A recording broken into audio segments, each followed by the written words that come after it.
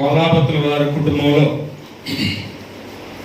నరసింహరావు గారు, శకుంతల గారి యొక్క పెద్ద కుమారుడు కిషోర్, స్వర్ణలతకి ఇచ్చినటువంటి ఇద్దరు కుమార్తెలలో పెద్ద కుమార్తె ఈరోజు బాప్తిస్మం తీసుకోవడం అనేది మనందరికీ చాలా సంతోషకరమైనటువంటి ఆనందకరమైనటువంటి విషయము. మరి కిరణ్ గారు కూడా దుఃఖం వస్తుంది ఆయన వారు చెప్తూ ఉన్నారు. అయితే నైసి మంచి నిర్ణయం తీసుకుంది. ప్రభు ఆమెను దర్శించాడు, ఆమెను ఆకర్షిస్తున్నాడు. ఆయన అన్నాడు కదా, నేను ఆకర్షిస్తేనే గాని ఎవరు నా యొద్దకు రారు అన్నాడు ఆయన.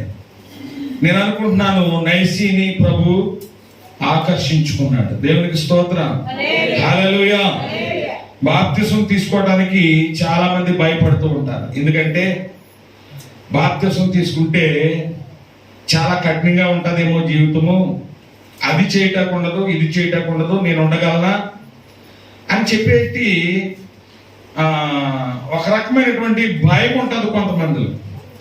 కానీ బాప్తిసం తీసుకున్న తర్వాత, దేవుని ఆత్మతో నింపబడిన తర్వాత, ఇంతకాలము నేను వ్యర్థముగా గడిపోనా, నేను ఇంత ఆలస్యం చేశాను ఆ బాప్తిసం తీసుకోవడానికి అనేటటువంటి భావన వస్తుంది. కాబట్టి ప్రభునందు ప్రియులారా, చక్కని రీతిలో మరి ఆ బిడ్డను సంఘముగా మనందరము బ్లెస్ చేసి మరి కొద్దిసేపట్లో బాప్తిస్మం ఇవ్వబోతూ ఉండగా, ఇక్కడ దైవజనుడిగా నేను ఆయన పాపములను క్షమిస్తూ ఉండగా, పరలోకమందు కూడా దేవుడు ఆమె పాపములను క్షమించులాగున, ఆమె ఆత్మను రక్షించుకునేలాగున, ఆమె పేరు జీవ గ్రంథంలో రాయులాగున మనందరము కూడా ప్రార్థనాపూర్వకంగా బ్లెస్ చేసి ఆ బిడ్డకు బాప్తిస్మం ఇద్దాం. దేవునికి స్తోత్రం, హల్లెలూయా. కొన్ని సంఘాల్లో ఎక్కువ మంది ఉంటారు బాప్తిస్మం, అందుకని పెద్ద పర్టికులర్ గా ఎవరు ఏదో ఈ కార్యం ఎంత గొప్పదో తెలుసండి. అసలు ఏ కార్యాన్ని పరలోకము నుండి దేవదూతలు వంగి చూస్తున్నాయని రాయలేదు. ఈ రక్షణ కార్యాన్నే పరలోకము నుండి దేవదూతలు వంగి చూస్తూ ఉన్నాయి. పరలోకములో ఎంతో సంతోషం కలుగుతుందంట భూమి మీద ఒక వ్యక్తి రక్షింపబడినప్పుడు. దేవునికి స్తోత్రం, హల్లెలూయా. మా పిల్లలిద్దరూ ఒకే రోజు బాప్తిస్మం తీసుకోలేదు. ఆ వీళ్ళిద్దరూ ఒకరోజు, మా పాప ఒకరోజు. నేను బర్త్డేలు వచ్చినా ఏదొచ్చినా ఖర్చు తగ్గించండి, అది కొనకండి, ఇది కొనకండి అని బ్రేక్లు వేస్తూ ఉంటాను. కానీ బాప్తిస్మం తీసుకున్నప్పుడు మటన్ వేసి, చికెన్ వేసి, దమ్ బిర్యానీలు వేసి పెద్ద పార్టీ చేశాను. కారణం ఏంటండి, ఇదే నిజమైన బర్త్డే. దేవునికి స్తోత్రం, హల్లెలూయా. ఎంతగానో మరి బిడ్డల విషయంలో నేను సంతోషించి ఆనందించడం జరిగింది. ఎందుకంటే 50 సంవత్సరాలు వచ్చినా, 60 సంవత్సరాలు వచ్చినా ఇంకా ఏమో అనుభవిందామనో కొంతమంది ఈ సంవత్సరం గారు, పాస్టర్ గారు ఇంకా ఆగండి అని చెప్పేసి వాయిదాలు వేస్తున్నారు. వీళ్ళ పాపం ఏ పాపము తెలియదు, ఏ విధమైన శరీర సంబంధమైన సంతోషాలు అనుభవించలేదు. ఓ యవన కాలమందు కాడిపోయిట నరుడికి మేలని దేవుని వాక్యం ఉంది. కాబట్టి నా యవన ప్రాయంలోనే నా జీవితాన్ని దేవునికి అంకితం చేయాలనే ఒక సమర్పణతో ఈరోజు నైసి మరి బాప్తిస్మం తీసుకుంటూ ఉంది. మరి ఎంతో సంతోషం. బాప్తిస్మం గురించి మనకు చాలా విషయాలు తెలుసు, అయినా ఒకసారి మరలా జ్ఞాపకం చేసుకుని మనం బాప్తిస్మం కార్యక్రమానికి వెళ్దాం. పరిశుద్ధ గ్రంథము నుండి యోహాను సువార్త 3వ అధ్యాయము 3 నుండి 6 వచనాలు మనం చదువుకుందాం. యోహాను సువార్త 3వ అధ్యాయము 3 నుండి 6 వచనాలు. అందుకు యేసు అతనితో ఒకడు కొత్తగా జన్మించితేనే గాని అతడు దేవుని రాజ్యమును చూడలేడని చెప్పుచున్నాను. మీతో నిశ్చయముగా చెప్పుచున్నాను. దేవునికి స్తోత్రం. హల్లెలూయా. నికోదేముతో ఇక్కడ యేసు ప్రభువు అంటున్నాడు, ఒకడు కొత్తగా జన్మించితేనే గాని దేవుని రాజ్యమును చూడలేడు. కాబట్టి ఈరోజు నైసి కొత్తగా జన్మిస్తూ ఉంది. దేవునికి స్తోత్రం. హల్లెలూయా. కింద వచనాలు చదవనమ్మా. కింద వచనాలు. అందుకు నికోదేము ముసలివాడనైన మనుషుడు ఎలాగూ జన్మింపగలడని రెండవ మారు తల్లి గర్భమునందు అడగగా యేసు ఇట్లనెను, ఒకడు నీటి మూలముగాను ఆత్మ మూలముగాను జన్మించితేనే గాని దేవుని రాజ్యములో ప్రవేశింపలేడని మీతో నిశ్చయముగా చెప్తున్నాను. ఇక్కడ చూడండి, ఒకడు నీటి మూలముగాను ఆత్మ మూలముగాను. చాలా మందికి నీటి మూలముగా జన్మించడం మాత్రమే తెలుసు. నీటి మూలముగా జన్మిస్తే నేను రక్షింపబడిపోయాను, నేను పరలోక రాజ్యానికి హక్కుదారుని అయిపోను, వారసుని అయిపోనని చాలా మంది అనుకుంటారు. ఈ నీటి బాప్తిసం అనేది మన క్రైస్తవ జీవితంలో మొదటి మెట్టు. దేవునికి స్తోత్రం. హల్లెలూయా. ఒక దైవజనుడు అన్నాడు, పరలోకానికి మెట్లే కానీ లిఫ్ట్లు ఉండవు అన్నాడు. పరలోకం చేరాలంటే విశ్వాసములో ఒక్కొక్క మెట్టు ఎక్కుతూ వెళ్ళాలి. ఈ బాప్తిసం అనేది మొదటి మెట్టు. ప్రభునందు ప్రియులారా, నీటి మూలముగాను ఆత్మ మూలముగాను జన్మిస్తేనే గాని ఆత్మ మూలముగా జన్మించాలి. ఈ ఆత్మ మూలముగా జన్మించడం అనేది ఆ జన్మించే వ్యక్తికి దేవునికి తప్ప మనెవరికి తెలియదు. ప్రభునందు ప్రియులారా, మనం మత్తయి సువార్త 3:11 చూస్తే ఇక్కడ బాప్తిసం ఇచ్చి యోహాను అంటూ ఉన్నాడు, ఇప్పుడే గొడ్డలి చెట్టు వేరున ఉంచబడి ఉన్నది కనుక. మత్తయి సువార్త 3:11 నేను నీళ్లతో మారు మనసు నిమిత్తము నేను నీళ్లలో బాప్తిస్మమిచ్చుచున్నాను, అయితే నా వెనుక వచ్చువాడు నాకంటే శక్తిమంతుడు, ఆయన చెప్పులు మోయుటకైనను పాత్రుడను కాను, అది ఆయన పరిశుద్ధాత్మతో అగ్నితోను దేవునికి స్తోత్రం. హల్లెలూయా. నీటి మూలముగా బాప్తిసం నేను ఇస్తూ ఉన్నాను, కానీ అసలైన బాప్తిసం పరిశుద్ధాత్మలోను అగ్నితోను బాప్తిసం ఇచ్చేవారు యేసయ్య. దాని వరకు కనిపెట్టాలి. అది నీటి బాప్తిసం తీసుకున్న టైంలో జరగవచ్చు, లేకపోతే ఒక రోజులో జరగవచ్చు, 2 రోజుల్లో జరగవచ్చు. అప్పుడే జరిగిద్దని మనం చెప్పలేము. ఎందుకంటే అపోస్తలుల కార్యము 1వ అధ్యాయము 5వ వచనాన్ని ఒకసారి చూడండి. అపోస్తలుల కార్యము 1వ అధ్యాయము 5వ వచనం. యోహాను నీళ్లతో బాప్తిసం ఇచ్చెను గాని కొద్ది దినములలోగా మీరు పరిశుద్ధాత్మలో బాప్తిస్మం పొందిదరని. ఒకసారి యోహాను ద్వారా నీటి బాప్తిసం పొందిన వారికే ఇక్కడ యేసు ప్రభువు చెప్తూ ఉన్నాడు, ఏంటి? యోహాను నీళ్లతో బాప్తిసం ఇచ్చెను గాని కొద్ది దినములలాగా మీరు పరిశుద్ధాత్మలో బాప్తిసం పొందిదిరి. వారు యెరూషలేములోనే ఉండి పరిశుద్ధాత్మ కొరకు కనిపెట్టినప్పుడు 10 దినములైన తరువాత పరిశుద్ధాత్మ అగ్ని చీలుకల వలె విభాగింపబడి వారి మీద వరాలగా వారు అన్య భాషలు మాట్లాడారని రాయబడి ఉంది. దేవునికి స్తోత్రం. వాళ్ళు 10 దినాలకు పొందుకున్నారు. ఈరోజు బాప్తిసం తీసుకుని 40 సంవత్సరాలైనా పరిశుద్ధాత్మను పొందుకున్న వాళ్ళు లేరు. 20 సంవత్సరాలైనా పరిశుద్ధాత్మను పొందుకున్న వాళ్ళు లేరు. అందుకంటాడు, నా ఆత్మ లేనివాడు నా వాడు కాడు. ఎందరూ దేవుని ఆత్మ చేత నడిపించబడతారో వారందరూ దేవుని కుమారులై ఉంటారు. కాబట్టి నీటి మూలముగా మాత్రమే కాదు గాని ఆత్మ మూలముగా కూడా జన్మించాలమ్మా నైసి. నువ్వు ప్రార్థించాలి. చాలా మంది బాప్తిసం ఇచ్చిన తర్వాత బల్ల ఎవరండి? నేను అదిగో బల్ల కష్టపడి ఈ ఒక్క బిడ్డ కొరకు బల్లను సిద్ధం చేసి తీసుకుని రావడం జరిగింది. ఇక్కడే ఉన్నాం. సారీ.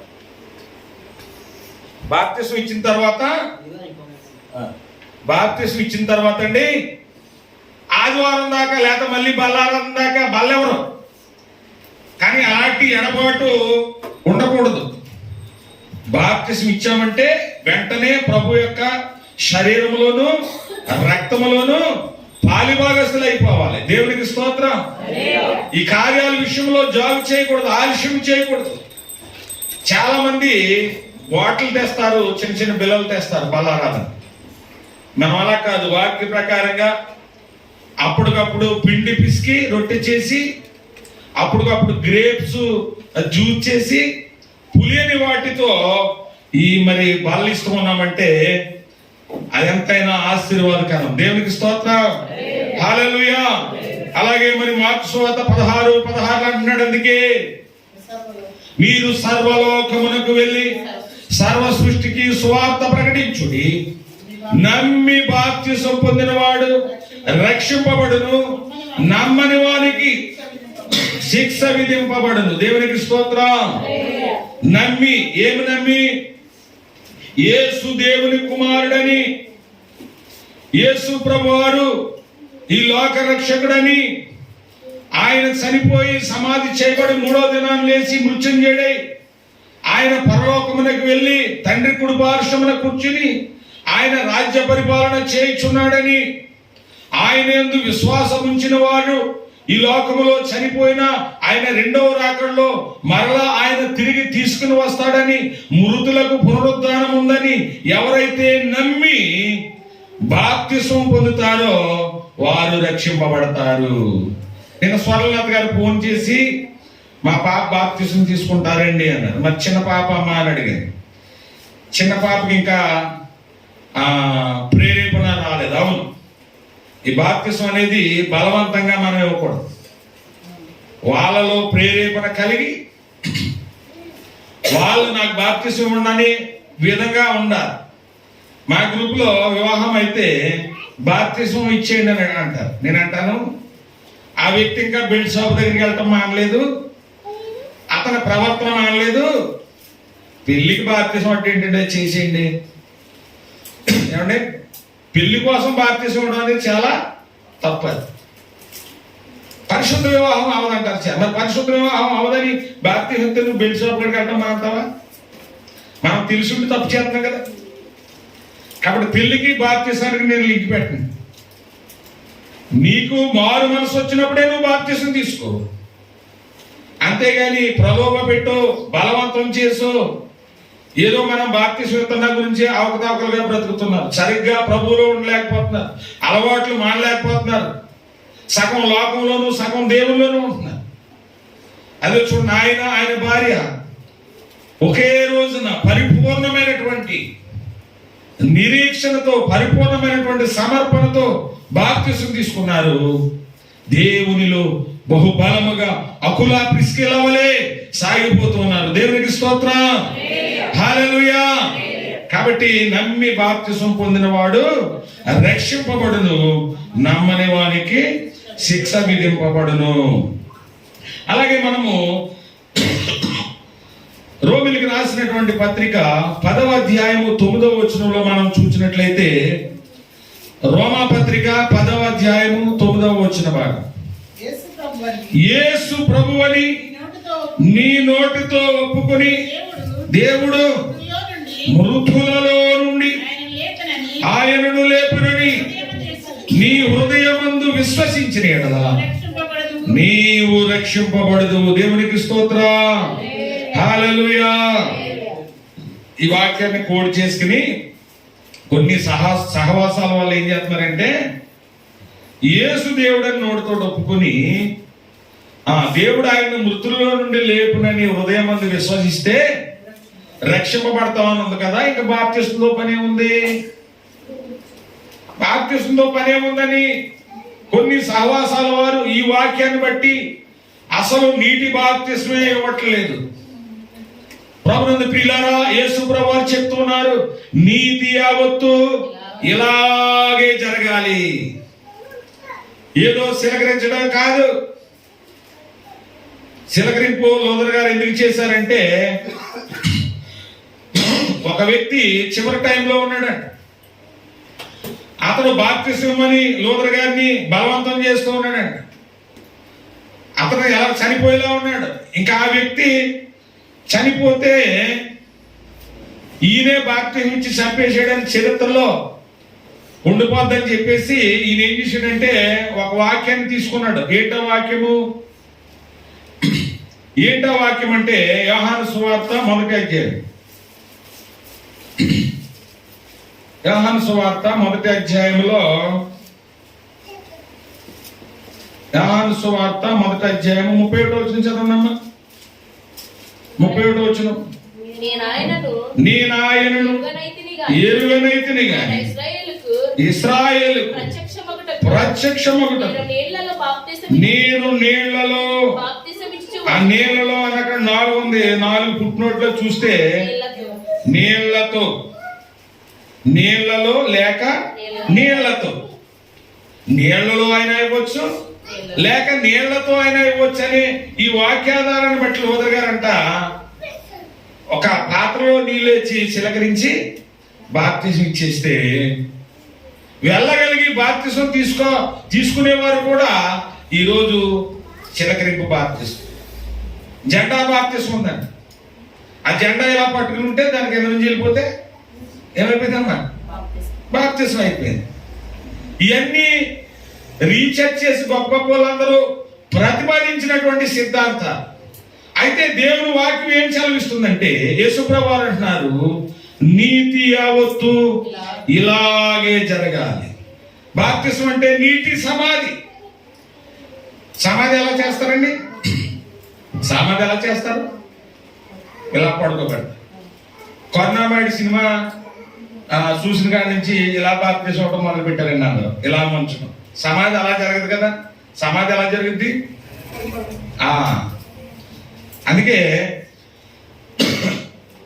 అందుకే ఇక్కడ మనం చూసినట్లయితే రోమపత్రిక 6వ అధ్యాయం 4వ వచనం చదవండి. రోమపత్రిక 6వ అధ్యాయం 4వ వచనం.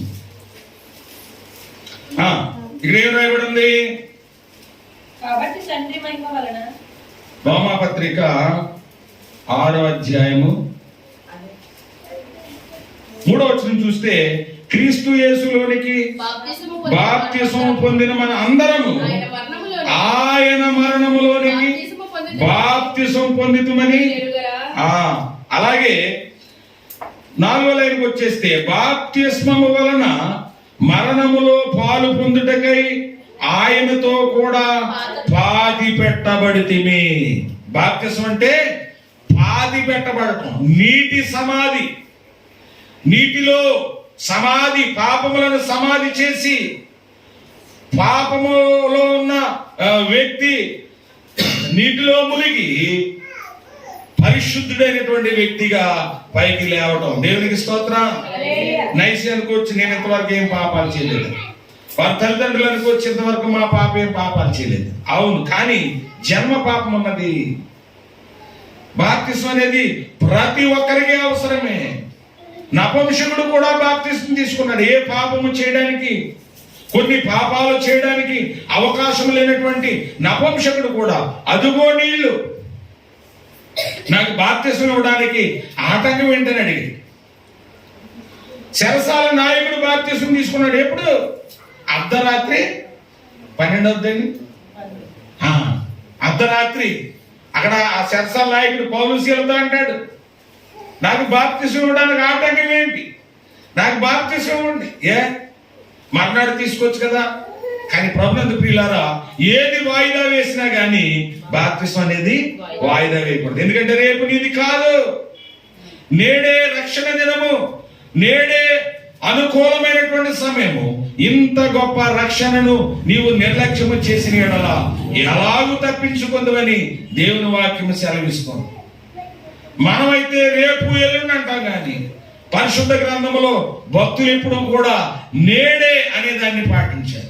యాకోబు అంటాడు, నేడు నీవు నీ జ్యేష్ఠత్వపు హక్కును నాకిస్తే అంటాడు. ఫోన్లే తినరా, రేపు ఇద్దిగలే, ఎల్లుండి ఇద్దిగలే అని అన్నాడా? నేడే, ఈ క్షణమందే, ఇప్పుడే. కాబట్టి అలాంటి అనుభవంలోనికి, అలాంటి అనుభూతుల్లోనికి మనం రావాలి ప్రభునందు ప్రియులారా. కాబట్టి మనము చూస్తూ ఉన్నప్పుడు ఇక్కడ మనము నీటి మూలముగా బాప్తిసం తీసుకుంటున్నాము, అలాగే ఆత్మ మూలముగా కూడా జన్మించాలి.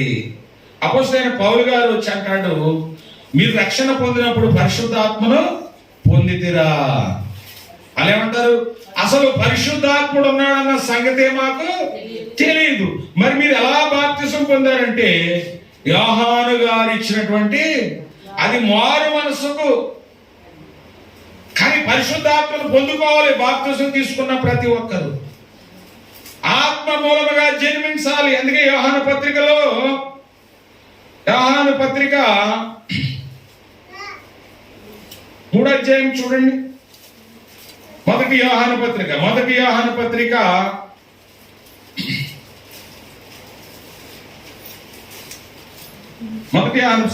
అధ్యాయం 6వ వచనం. నీళ్ల ద్వారాను రక్తము ద్వారాను వచ్చినవాడు ఈయని, అనగా యేసుక్రీస్తే. ఈయన నీళ్లతో మాత్రమే కాక నీళ్లతోను రక్తముతోను. దేవునికి స్తోత్రం, హల్లెలూయా. విశ్వాసం ఒక్కటే, బాప్తిసం ఒక్కటే. ఇప్పుడు మీరు అనుకోవచ్చు, అదేంటండి బాప్తిసం ఉంటే కదా, మళ్ళీ మీరు పరిశుద్ధ ఆత్మలో బాప్తిసం పొందాలంటున్నారేంటి, ఎన్నిసార్లు తీసుకోవాలేంటి అని అనుకోవచ్చు. మేము ఇజ్రాయెల్ దేశం చూడడానికి వెళ్ళినప్పుడు మాతో వచ్చిన సేవకులందరూ మళ్ళా బాప్తిసం తీసుకోవడానికి దిగిపోరు యోర్దాను నదిలో. మమ్మల్ని కూడా తీసుకోమన్నారు. అక్కడ ఒక డ్రెస్ ఉంటుంది, కొనుక్కోవాలి. మనకు బాప్తిసం ఒక సర్టిఫికెట్ ఇస్తారు, మీరు కూడా తీసుకోవాలంటే. నా జీవితాన్ని నేను ప్రభువులో సరిగా కొనసాగించినప్పుడు నేను యోర్దాను నదిలో మునిగితే మాత్రం పరలోకం వెళ్తానా? అందరూ యోర్దాను నదిలో మునిగితేనే పరలోకం వెళ్తారని దేవుడు పెట్టాడు అనుకోండి, ఎంతమందికి రక్షణ ఉంటుంది? కాబట్టి లేదు, ఒకసారి నేను బాప్తిసం తీసుకున్నాను, నా అతిక్రమముల గురించి నేను ప్రభువుని వేడుకుంటే ఆయన నన్ను క్షమిస్తాడని చెప్పి మరలా మేము బాప్తిసం మాత్రము తీసుకోలేదు. దేవునికి స్తోత్రం. ఒకసారి శకుంతల గారు ఫోన్ చేశారు, ఇజ్రాయెల్ నుంచి. శకుంతల గారు ఫోన్ చేసి, నాకు యోర్దాను నదిలో బాప్తిసం తీసుకోవాలని ఉంది, మరి మీరు ఏమంటారు అని అడిగినారు. అప్పుడు నేను అన్నాను, అమ్మా మీరు ఆలోచించండి, ఒకసారి బాప్తిసం తీసుకుంటే ఆ తర్వాత ఏదైనా పొరపాట్లు తప్పిదాలు చేస్తే ప్రభువుని ప్రార్థనలో బ్రతిమలాడుకోండి, వేడుకోండి, ఆయన క్షమిస్తాడు అని చెప్తే, లేదంటే నేను వేరే సహవాసంలో తీసుకున్నాను, నాకు అది సరైనదిగా అనిపించట్లేదంటే అది తీసుకోండి. ఎందుకంటే పెళ్లికు అవగాహన లేకుండాను ప్రలోభం వల్ల ఎవరో బలవంతం వల్ల తీసుకున్నది వారికి ఇది కరెక్ట్ కాదని అనిపించినప్పుడు తీసుకోవచ్చు.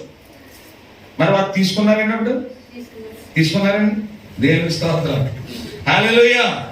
కాబట్టి ప్రభునందు ప్రియులారా, మనము ఆత్మ మూలముగాను నీటి మూలంగాను ఆత్మ మూలంగానే జన్మిస్తే మన యేసు ప్రభు వారంట నీళ్ల ద్వారా బాప్తిసం తీసుకున్నాడు. ఆయన రక్తముతో, సిలువలో రక్తములో కడుగబడ్డాడు. దేవునికి స్తోత్రం. ఆ రక్తములో కడుగబడి ఈయన నీళ్లతోనూ రక్తముతోనూ వచ్చినవాడు, అనగా మన ప్రభువైనటువంటి యేసుక్రీస్తు అని అక్కడ వాక్యము చలవిస్తుంది.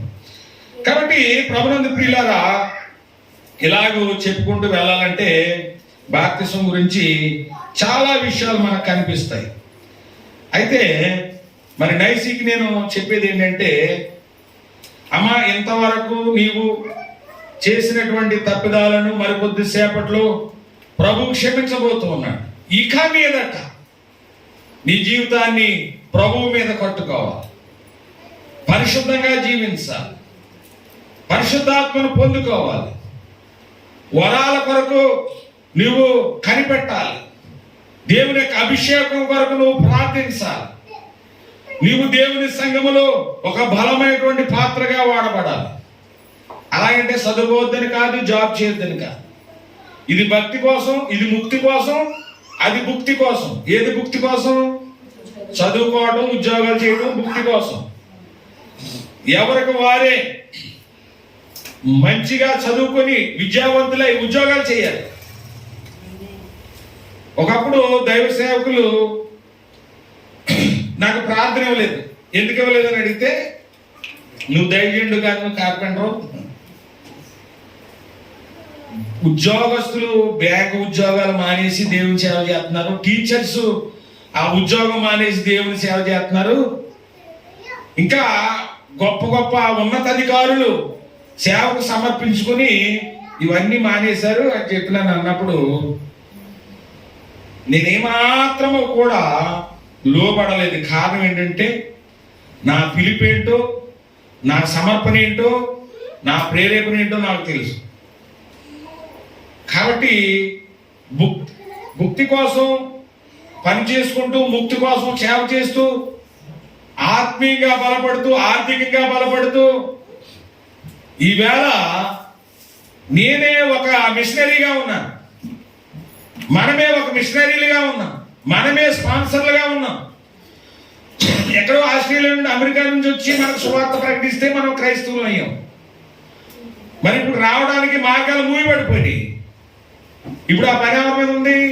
మన మీద ఉంది. మనం చేయాలంటే ఏం కావాలి? ధనం కావాలి కదండి. కాబట్టి నాకు ప్రార్థన లేదు, ఆ రోజు నేను సేమయ్యాను తప్ప నేను ఇది మానేయాలని ఎప్పుడు కూడా అనుకోలేదు. మానేది ఎప్పుడంటే నా పిల్లలు చదివించడానికి నాకు ఆర్థిక వనరులు కావాలి, నేను పోషింపడ్డానికి నాకు ఆర్థిక వనరులు. ఇవన్నీ సమృద్ధిగా అయిన తర్వాత 2016లో నేను ఆ వర్క్ని ఆపడం జరిగింది. బిజినెస్ అయితే కంటిన్యూ చేస్తూ ఉన్నాను. కాబట్టి చదువుకోండి, మంచిగా ఉద్యోగాలు చేయండి. అలాగే బలముగా దేవుని సన్నిధిలో మీకు ఏ వరం అయితే దేవుడు ఇస్తాడో, నీకు పాటలు పాడే తలంపు ఉంటే నువ్వు పాటలు పాడు, లేకపోతే సాక్ష్యము చెప్పే ప్రార్థన చేసే తలంపు, లేకపోతే కీర్తనలో వాక్యపట్నం చదివిస్తున్నారు కదండి, దాన్ని వివరించడానికి కూడా కొంతమంది రావాలి. కొన్ని సంఘాల్లో స్త్రీలకు అసలు ప్రార్థన చేయడానికే అవకాశం లేదు. ఏంటంటే కొరింథీ పత్రికను చూపిస్తారు. కొరింథీ సంఘంలో పురుషుల ఆధిపత్యానికంటే స్త్రీల ఆధిపత్యం ఎక్కువైపోయింది కాబట్టి అక్కడ అలా చెప్పడం జరిగింది. రక్షణ విషయంలో అందరూ సమానమే, దేవుని విషయంలో లింగ భేదం లేదు, అందరము ఆయన పిల్లలమే, ఆరాధించడంలో అందరము కూడా సమానమే. కాబట్టి నైసి ఈ మాటలను గుర్తుంచుకొని ఎక్కువ ప్రార్థనలో గడపాలి, దేవుని దర్శనాలు చూడాలి. ఇప్పుడు నువ్వు చూడకపోతే ముందు ముందు సనగిలిపోతే అవదు. ఏమో నీకు ప్రవచన వరం దేవుడు ఇచ్చాడంటే నువ్వు ప్రవచించవచ్చు కదండి.